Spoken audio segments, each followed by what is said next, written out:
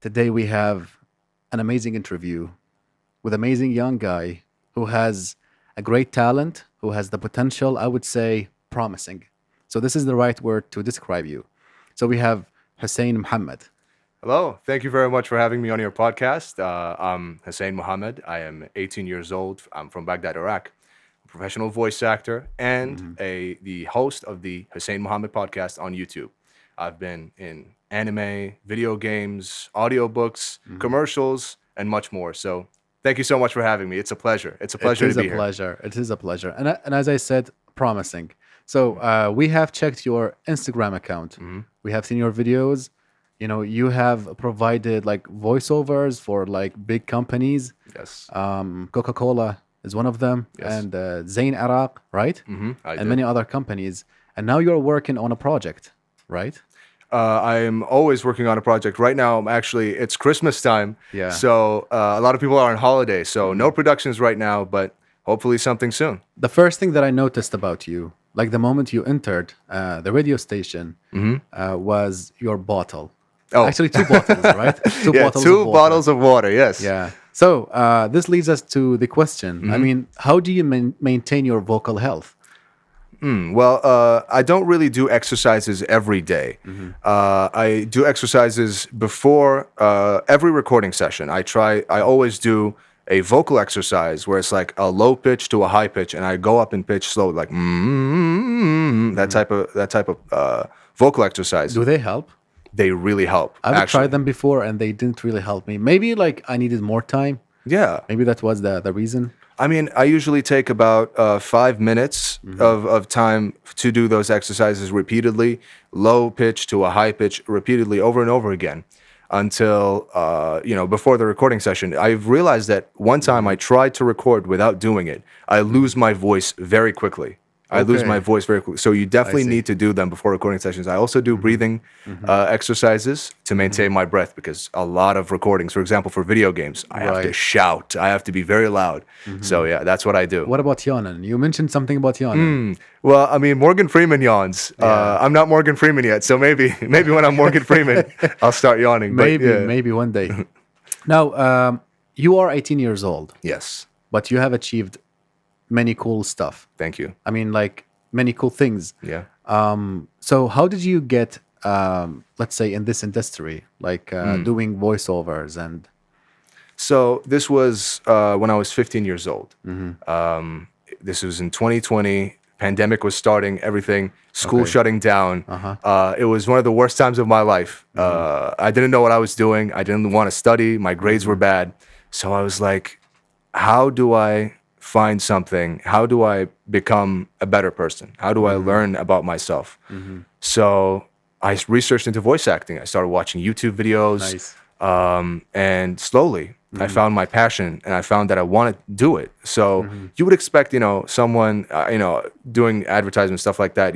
I didn't start with professional equipment. What I started with, I used to kneel close to the couch and I used to put couch cushions around my head and I used to record on my phone. The phone that you just saw that was outside the studio. I used to record with that phone microphone and post my auditions for projects on a website called Casting Call Club. Nice. That website is where I started doing my auditions for like small YouTube projects. And slowly but surely, I got my equipment and I started going up from there. I made my demos and it's been amazing. It's been really amazing. That's nice. You see, like as you know, when you go to a gas station, Yeah. you see the bozarchi. In Yeah. English, I think we call this guy the gas station attendant. Yeah. And today I watched a video. Believe it or not, I watched a robot Yeah. doing his job. So I mean that made me think. I mean, what about doing voiceovers? Yeah. What about like AI tools? Yeah. I mean, and the changes, the rapid changes. Yeah. So don't you think that AI could be like a danger to your maybe career? I mean, yeah, I think that's definitely a threat, actually. There's a union in America. I'm not really sure if it's in other Western countries as well. I know the UK has its union as well, but the US has a union called SAG-AFTRA, and they were discussing this very issue: AI replacing actors and voice actors. And so I think in the recent contract that they negotiated, voice actors and like stuntmen and stuff like that were screwed over because what they negotiated was something that would still allow the use of AI, and it wasn't fair to voice actors. So basically, That's there's right. a lot of AI models that you can train on someone's voice. You get like even like a 30-second snippet of someone's voice, and you can, use that. And I think that's a big threat to voice actors, not because, of course, technology will always evolve. Of course, technology, I'm, that's inevitable that AI will Right. replace, certain jobs and stuff like that. But the thing is, a lot of those people whose voice has been replicated, they didn't consent. They didn't sign anything. They're not being paid. So it's like stealing someone's voice, stealing someone's likeness. So I think that's the real threat. The real threat is, not being able to control that. And like, for example, like I send an audio file to like a studio or like a company and stuff like that. They don't get back to me, and they start using my voice without like to train an AI, and they use my voice. You can sue them, Well, I mean, I don't have that kind of money. I don't have that kind of money. but you can. I mean, you can, but I don't know about the justice system here in Iraq. That's the thing, and I don't know how that would deal with internationally. I So see. I think that would be very costly, and it's just also like people have to push for creativity and artists, and like artistry shouldn't be replaced by machines. I don't see. think an AI could ever replicate a human performance, especially like in a character setting or in a commercial, because they can imitate it, they can mimic it, but they can never do a authentic performance that will actually affect someone's heart. You know what I mean? I see. Yeah. Now, before the interview, Yeah. we talked about the works. I mean, your works. So Yeah. apparently, you have provided voiceovers for ads, Yeah. and you did some anime. Indeed. Yeah. Okay. So, what type of voiceover work do you prefer or enjoy? I mean, the voiceover work that I really enjoy the most is character work. Being in an anime, being in a video game. I think it's like the coolest thing because, you see people that enjoy your performance. You see people commenting on your performance, and you are a part of a big movie, a big production. Like, for example, as I've told you right before the interview, I'm in the movie with the Kratos actor from God of War. That is my dream. And although I didn't do the recording session with him, in the movie, it's called The Journey. It's an anime film. I play Abdul Muttalib, which is Prophet Muhammad's grandfather. And so, yeah, it was an amazing experience. And, my favorite thing about voice acting is the collaboration. It's working with people. I see.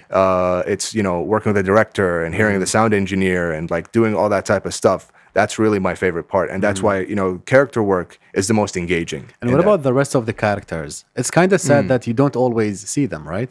Yeah, I mean, like the voice actors for you mean for the voice actors for the smaller characters, right? Or what do you mean? Like, for example, like you mentioned the Chris, right? Oh yeah, Chris Judge. Yeah. I mean, like you didn't see him while. Oh yeah, yeah. Basically, the thing is, the biggest thing that's like is a drawback for people who do voice acting instead of on-screen acting is how isolating it is. Because, for example, like I'm in my studio, it's pretty dark in my studio, and I'm alone a lot of the time. Sometimes for bigger projects, of course, I work with a director, a sound engineer, a producer, sometimes multiple directors at the same time. But for the most part, Yeah. you are alone. I'm alone in the studio, and that's what really, pushes people away from the industry. It makes I them see. feel like they're not doing much, or like it isolates them from the rest of the process. But to me, I think it's beautiful in its own way. I think it, it encourages me to really be creative. It encourages me to, think outside the box, and that's how I achieved what I have achieved thus far in my work. Is like that I take these things that may have been drawbacks, and I take them and make them something that is to my advantage. Yeah. That's cool. You know what people say? Yeah. They say that if you want to be successful, if you want to build a career, Yeah. you should have a role model. Yeah. Or like someone you look up to. Yes. So who's your role model? I mean, my entire life, I haven't really had a role model until very recently. In acting, it's definitely Christopher Judge. His performance as Kratos in God of War is incredible, and I hope one day I am in multiple scenes with him in the movie, but I never got to meet him or like act alongside him. So maybe one day I'll be able to Maybe do one that. day. Yeah. And as I told you, I mean, like I've met like successful bodybuilders, Yeah. successful like businessmen and women, Yeah. like people from different walks of life, and you have something in common with them. Which is. The way that you have like started your career, the way that you think about like Chris Judd, right? Yeah. I mean, I see the potential, to be honest. Thank you. I see the potential. Now, what about some of your highlights? Oh, yeah. Maybe like a project that you are very proud of. Yeah, I mean, the journey is obviously one of them. I've already spoken about that, so I'm going to tell you. It's being able to do the commercial campaign with Zayn. And because I reached out myself to them, I presented myself, and we were able to do that collaboration, and I'm very proud of that. And then after that, the funny thing is, my biggest job is the Coca-Cola one. That's my, the biggest one. The ads are running and stuff like that. And that one was really unique because it was at a time where I had taken a break from voice acting. It was at a time where I wasn't really very active because I had exams. I have my finals in my final year of high school coming up, and they hit me up. They messaged me. They found my demos. They listened to it, and they wanted to present me to Coca-Cola, basically a production studio, and I recorded literally 3 days before my final exams. The commercial was recorded 3 days before my finals, and it was one of my biggest achievements, and I'm really proud of that. I think that's a big highlight. The fact that I was able to do it despite the circumstances that I had. That's awesome. Yeah. That's awesome. Now, here's the thing. You see, in some professions, if you want to stand out, Yeah. to be like special and stand out, basically, you need lots of resources, Yeah. including money. So, Yeah. what about doing voiceovers? Do you think that it only requires a talent and patience, or do you need like financial support? So, when I started, as I told you, I just started with my phone. I did that for a whole year. And the equipment that I use to this day only costs $200.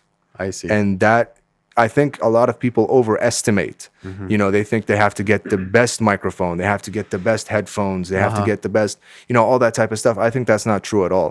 Like, for the longest time, I edited audio with like Galaxy Buds, those wireless earphones. I edited all of my audio, all of my demos. They're fully produced. I engineered every little bit of them, and they were recorded with some wireless earbuds from Samsung.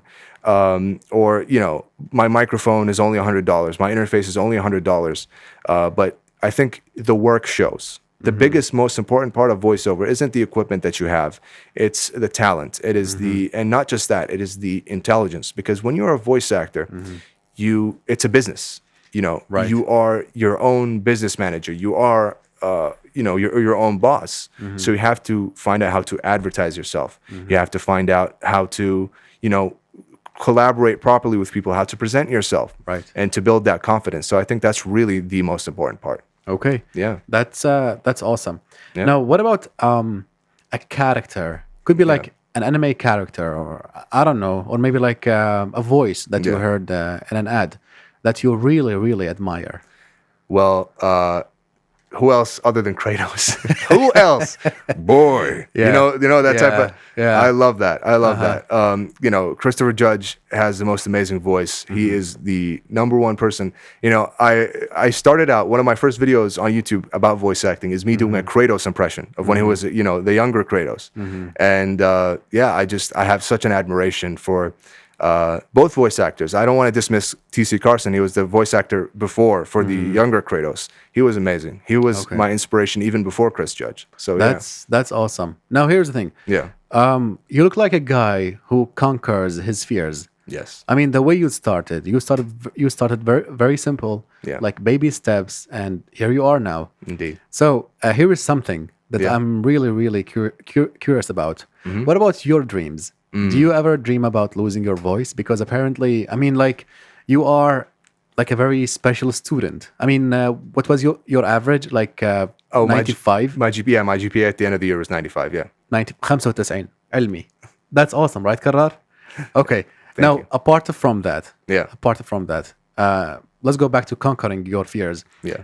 So, do you ever dream about losing your voice? Because apparently, this is like the center of your attention, right? Yeah. You focus on this, like your voice. Yeah. So, do you ever get such dreams? I am, yeah. So, I mean, well, I've never like dreamed of losing my voice, but now I am because of what you said. I don't know how I'm going to sleep tonight. Okay. But yeah, I'm always trying to take care of my voice. I'm always trying not to, scream or shout or hurt my voice.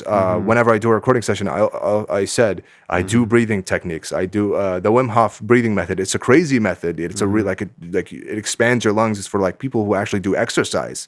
I do that before That's my awesome. recording sessions. So to take care of my voice and to have proper breath control, so I can fully utilize my voice. That's nice. Yeah. So, apparently, you don't smoke. You don't do any No. no bad habits that No. could harm your No. voice.